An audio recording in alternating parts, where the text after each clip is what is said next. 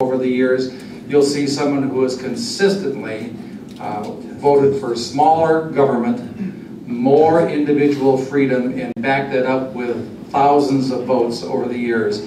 Something my opponent in this election cannot say. To me, this election is black and white. You have a choice to either follow policies that tend to grow government, or the Republican values that we hold dear and true are the ones I represent. So if you can get a hold of us, vote for sam.com. George Park in the back of the room is handling my day-to-day communications and scheduling, and I'd love to have your endorsement. Thank you very much. Catchy, we love it. Yes, sir. We've seen you. I'm Chuck DeVore, and I'm running against Barbara Boxer. Now, we got a lot of young Republicans here. Are there any young Republicans who were born after 1981 in this room? After 1981. I'm not going to ask who was born before, because we're a little sensitive about that. Okay. All of you who were born after 1981 were born after I first paid my dues for the Young Republicans. Just to let you know, I've been an activist for a long time. And the reason why I mention that is how important it is for all of you to remain engaged. Principles never change. Principles will not disappoint you. Candidates and campaigns will occasionally. Do not be so invested in a specific candidate that if they do something you don't like, you walk away from politics forever. Stay engaged. The progressive left does this, and that is why they are always at an advantage over conservatives. You see, they love government. They want to grow government. They stick to it. You have to remain engaged, because if you don't, government will continue to incrementally grow, our freedoms and liberties will be incrementally reduced, and your nation will not be as free or prosperous for you and your children as it was for my parents and my grandparents. That's what is at stake in this election, and that is what is at stake in you as volunteers. We would love to have more people helping our campaign. ChuckDeVore.com, on Twitter @ChuckDeVore, Facebook DeVore for California is our politician page. Please stay engaged. If it's for my campaign or any of the campaigns of the people behind me, get out there and fight, because the progressive left does not sleep. No. Thank you. No. Thank you, Chuck. Yes, sir. Hi, I'm Mike Wasserman. Just finished my second term as mayor of Los Gatos. I'm running for Santa Clara County Supervisor, District 1. Don Gage is termed out. I'm running against 3 Democrats. I'm trying to get on a board of supervisors of 5 people. If I'm fortunate enough to do so, and we have every reason to believe I will be in June, I'll be on a board. I'll be the only Republican against 4 Democrats.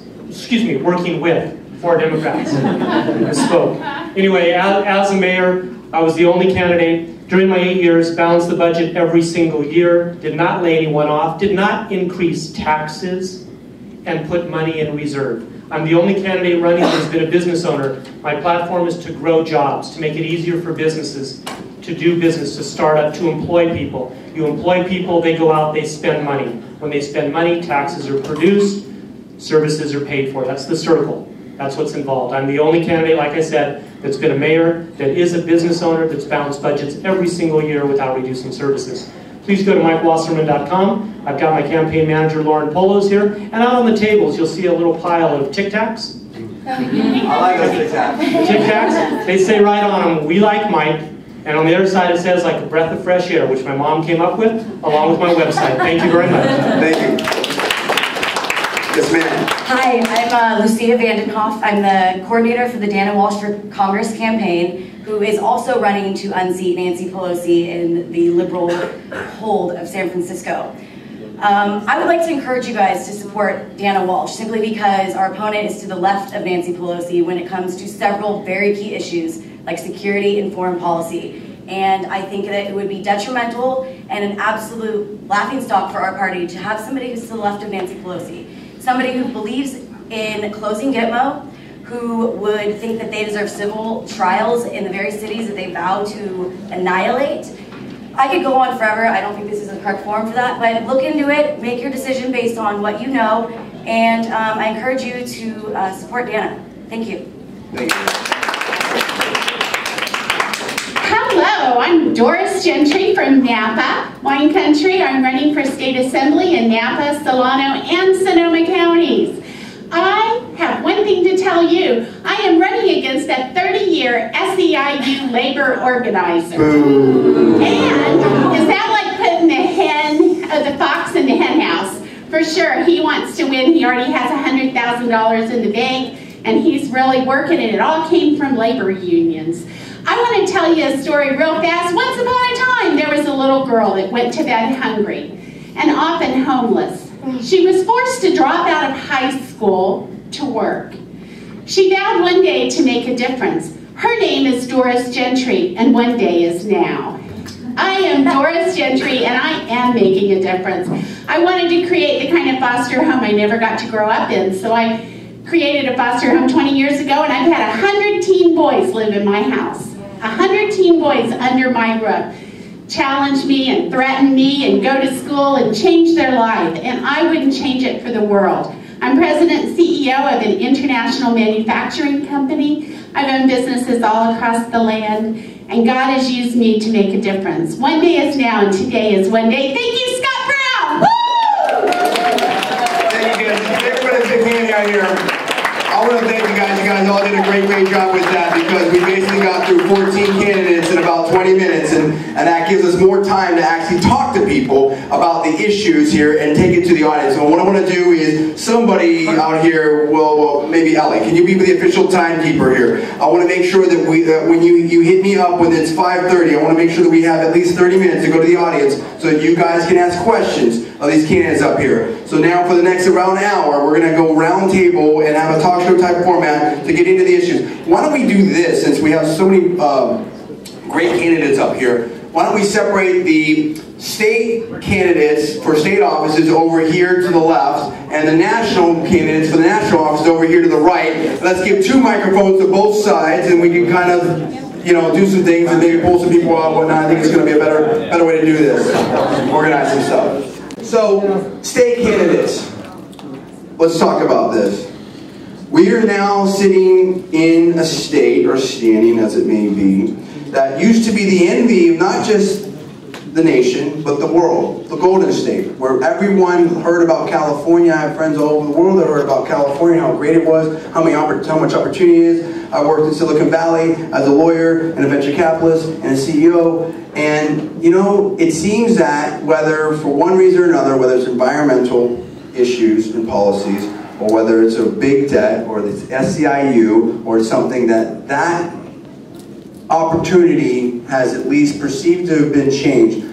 I want to know from you guys, and we'll just go down the line here, what are you going to do to change that? What can you realistically do to change that? Because the Democrats have a stranglehold on this. And how do you get California back on track? Great. 2 things. One, I'm hoping you're all paying attention to the Citizens Power Initiative that's out there. Sign the petition, let's get that on the ballot, because that will make a major impact in terms of defunding the left. And that is probably job 1. The second thing that I'd like to say in answer to the question, and what I've said down on the campaign trail, is I want to do some of the things that Chuck has been doing in terms of getting up to Sacramento and saying no to the kooky leftists, but another step's necessary. What we need to do is take back Sacramento. It is not going to be easy given the stranglehold, as John says, that the Dems have there. Here's how you do it. Let's write bills. Let's write conservative bills. And I can do it because I'm coming from a district where I don't have to look over my shoulder at somebody creeping up on me on the left. All right? I can carry the flag. We can write bills. I know they're going to be defeated. But let's do a parental notification. Let's do a school choice. Let's take on a union. Let's make the Democrats come up with some votes that they then have to take back to their districts and explain to their people, because the people are on our side on these issues. Let's write those bills. Let's realize they're going to get beat. Let's then create issues that we have to take out, and let's start funding some good Republicans so that we can turn Sacramento around. We aren't going to break the stranglehold until the Dems are out. Thank you. Let me just say something very quick. Thank you very much for that. I didn't say this yet. We at Conservative Media haven't officially worked with any of these candidates. We haven't officially endorsed any of these candidates. At some time we may do some or both or whatever. And as far as those that don't know me, you know, my style is and what this came, I will interrupt you, okay? Not to be mean, but just to keep the discussion going, because we want a free-flowing discussion, and don't be afraid, candidates to kind of have a little interchange. We're not trying to stage anything, but just, my goal, I don't ask gotcha questions. My goal is to get you guys to do your best to transmit information to them so these people can make decisions. And then our viewers here, conservative media, can make decisions about who you are and what you stand for and why they should or shouldn't vote for you and everything like that. So that's the whole thing. So what we want to try to get away from is the campaign speeches and all this type of stuff, including, you know, my own little rambling on. So with that, please. 2 issues. One is AB 32. We must repeal the AB 32 Clean Air Bill. The cap and trade bill for California is killing California.